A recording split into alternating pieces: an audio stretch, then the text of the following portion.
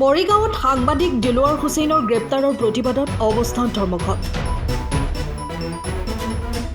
মৰিগাঁও জিলা সাংবাদিক সংস্থাৰ উদ্যোগত আৰু মৰিগাঁও জিলা সমূহ সংবাদকৰ্মীৰ সহযোগত জ্যেষ্ঠ সাংবাদিক দিলৱাৰ হুছেইন মজুমদাৰৰ ওপৰত আক্ৰোশমূলকভাৱে দুটাকৈ গোচৰ জাপি দি অন্যায়ভাৱে গ্ৰেপ্তাৰ কৰাৰ প্ৰতিবাদত মৰিগাঁও বিহুতলীৰ প্ৰতিবাদী অৱস্থান ধৰ্মঘট কাৰ্যসূচী পালন কৰা হয়। উক্ত প্ৰতিবাদী কাৰ্যসূচীত সদৌ অসম ছাত্ৰ সন্থাৰ সাংগঠনিক সম্পাদক, জিলা ছাত্ৰ সন্থা, অসম জাতীয় পৰিষদ, সদৌ তিৱা ছাত্ৰ সন্থাৰ কেন্দ্ৰীয় সভাপতি, জ্যেষ্ঠ নাগৰিক সন্থা, বীৰ লাচিত সেনা, অসম সাহিত্য সভাৰ মৰিগাঁও জিলা সমিতি, জিলা কংগ্ৰেছ মৰিগাঁও উকিল সন্থা, অসম জাতীয়তাবাদী যুৱ ছাত্ৰ পৰিষদ, জ্ঞান মঞ্জুৰী আলোচনা চক্ৰ, মানৱ অধিকাৰ সংগ্ৰাম সমিতি, গৰীয়া মৰিয়া দেশী জাতীয় পৰিষদকে আদি কৰি বহুকেইটা দল সংগঠনৰ প্ৰতিনিধিয়ে অংশগ্ৰহণ কৰি সাংবাদিকসকলক সহযোগিতা আগবঢ়ায়। ৰহমানক মনে সজা অভিযোগত গ্ৰেপ্তাৰ কৰা কাৰ্যক মানৱ অধিকাৰ সংগ্ৰাম সমিতি আমি গৰিহণা দিছোঁ আৰু কোনো ধৰণৰ ষড়যন্ত্ৰৰ আশ্ৰয় নলৈ তেওঁক ইতিমধ্যে আদালতে যি বেইলত মুক্তি দিয়াৰ নিৰ্দেশ দিছে তাক কাৰ্যকৰী কৰিব লাগে, যাতে ভুৱা গোচৰ এটাৰ পাছত এটাকে জাপি দিয়া নহয়। আৰু কেৱল দিলৱাৰ ৰহমান বুলিয়ে নহয়, অসমৰ যিকোনো সাংবাদিকৰ বিৰুদ্ধে হোৱা নিৰ্যাতনৰ আমি প্ৰতিবাদ কৰিছোঁ আৰু চৰকাৰে সাংবাদিকৰ মুখবন্ধ কৰিবৰ কাৰণে কৰা যিকোনো প্ৰচেষ্টা তেওঁলোকে বন্ধ ৰখাটো উচিত।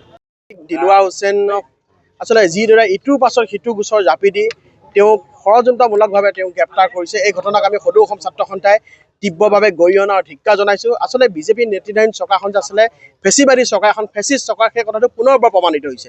কাৰণ এই চৰকাৰখনৰ দিনত সাংবাদিকে বাতৰি আচলতে পৰিৱেশন কৰিব গ'লে তেওঁলোকক ষড়যন্ত্ৰমূলকভাৱে গ্ৰেপ্তাৰ কৰে।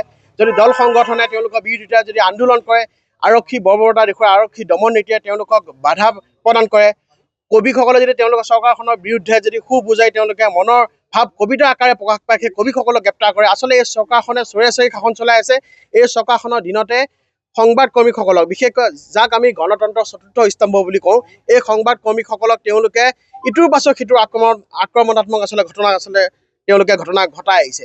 কাৰণ বাতৰি পৰিৱেশন কৰিব গ'লে তেওঁলোকক ষড়যন্ত্ৰমূলকভাৱে গ্ৰেপ্তাৰ কৰে, বহুতক তুচ্ছ তাচ্ছিল্য কৰে সংবাদ কৰ্মী, সংবাদ গোষ্ঠীসকলক, আৰু বহুতো আচলতে টিয়াৰ গেছ আচলতে প্ৰদান কৰে যদি আন্দোলন কৰিবলৈ যায়। গতিকে এই চৰকাৰখনে চৰে চৰে শাসন চলাইছে। গতিকে আজি এই কাৰ্যসূচীৰ পৰা আমি স্পষ্টভাৱে এই বিজেপি নেতৃত্বাধীন চৰকাৰখনক সকীয়াই দিব বিচাৰিছোঁ, আপোনালোকে যি এই আৰক্ষীক চাবি দিয়া পুতলাৰ দৰে ব্যৱহাৰ কৰি আছে দমন নীতি চলাবলৈ, গতিকে সেইটো আপোনালোকে বন্ধ কৰক।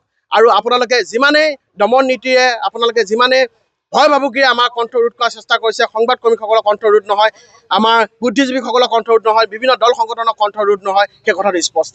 শেহতীয়াভাৱে ৰাজ্যখনৰ বিভিন্ন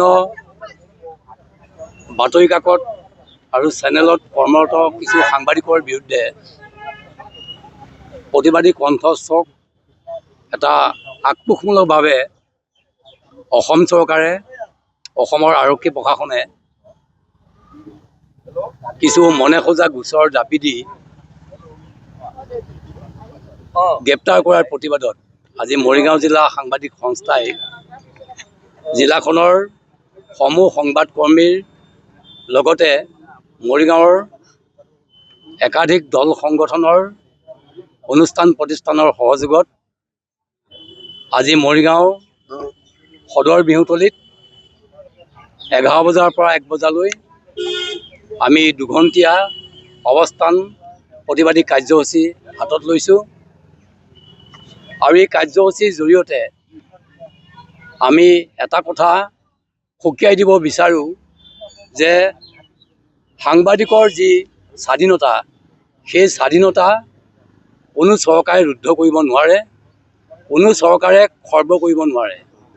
শেহতীয়াভাৱে গুৱাহাটী প্ৰেছ ক্লায়েণ্টৰ সাংবাদিক, জ্যেষ্ঠ সাংবাদিক দিলৱাৰ হুছেইন মজুমদাৰৰ লগতে অসমৰ বিভিন্ন প্ৰান্তত কেইবাগৰাকীও সাংবাদিক অতি আক্ৰোশমূলকভাৱে ৰাজ্য চৰকাৰে নিৰ্যাতিত কৰিছে আৰু ৰাজ্য চৰকাৰৰ আক্ৰোশৰ বলি হৈছে। আমি তাৰ প্ৰতিবাদত আজি মৰিগাঁও জিলাৰ সমূহ সাংবাদিকে এই ৰাজপথলৈ ওলাই আহি প্ৰতিবাদ সাব্যস্ত কৰাৰ লগতে যে সাংবাদিকসকলৰ ওপৰত যাতে এনেধৰণৰ বৰ্বৰিচ আক্ৰমণ নহয়, তাৰ বাবে আমি চৰকাৰখনৰ প্ৰতি দাবী জনাইছোঁ।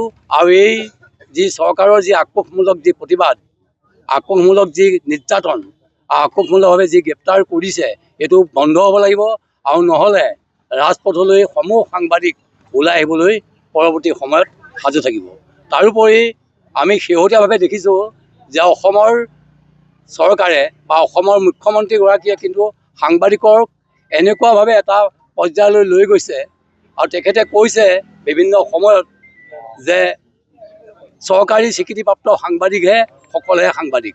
কিন্তু এইটো কথা তেওঁক আমি সকীয়াই দিব বিচাৰোঁ পুনৰ যে অসম চৰকাৰৰ কোনো স্বীকৃতিপ্ৰাপ্ত সাংবাদিকেই নহয়, অসম চৰকাৰৰ কোনো বহতীয়া নহয়। সাংবাদিক হ'ল জনতাৰ মানুহ, ৰাইজৰ মানুহ, আৰু ৰাইজৰ হকে জনতাৰ হকে তেওঁলোকে মাত মাতি যাব। এইটো কোনো ধৰণৰ অসম চৰকাৰে সাংবাদিকক চাৰ্টিফিকেট দিব নালাগে আৰু সাংবাদিকক কোনো ধৰণৰ স্বীকৃতি প্ৰদান কৰিব নালাগে।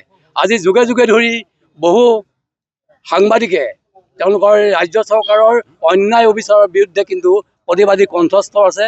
কলম কেতিয়াও বন্ধ নহয় আৰু কোনো ধৰণৰ সাংবাদিকে যেতিয়া ৰজাঘৰলৈ কিন্তু ভয় ভীতি প্ৰদৰ্শন নকৰে। আমি ভাবোঁ যে আজি মৰিগাঁও জিলাৰ সমূহ সাংবাদিক একত্ৰিতভাৱে মৰিগাঁও জিলা সাংবাদিক সন্থাৰ উদ্যোগত আজি একত্ৰিতভাৱে বিভিন্ন দল সংগঠন, আমি ইয়াতে সদৌ অসম ছাত্ৰ সন্থা, যুৱ ছাত্ৰ পৰিষদ, মানৱ অধিকাৰ সংগ্ৰাম সমিতিকে ধৰি জ্যেষ্ঠ নাগৰিক সন্থা আদি সকলো অনুষ্ঠান প্ৰতিষ্ঠান, জিলা কংগ্ৰেছ, সকলো অনুষ্ঠান প্ৰতিষ্ঠান লগ হৈ আমি একত্ৰিতভাৱে প্ৰতিবাদী আমি কাৰ্যসূচী হাতত লৈছোঁ। আমি দেখুৱাই দিব বিচাৰোঁ সদৌ শেষত কিন্তু একতাৰে জয়, আৰু এইটো ক্ষেত্ৰত কিন্তু আমি সকলোৱে সাজু আছোঁ। পৰৱৰ্তী কালৰ যি প্ৰতিবাদী কাৰ্যসূচী, এই প্ৰতিবাদী কাৰ্যসূচীত অংশগ্ৰহণ কৰি সাংবাদিকৰ ওপৰত যি নিগ্ৰহ, এই নিগ্ৰহ বন্ধ কৰিবৰ বাবে মই পুনৰ ৰাজ্য চৰকাৰ, আৰক্ষী। মৰিগাঁৱৰ পৰা শশীকান্ত বৰদলৈৰ ৰিপৰ্ট, টাইম অফ আছাম। সময়ৰ খবৰ সময়ত পাবলৈ ফ'ল' কৰক টাইম অফ আছাম।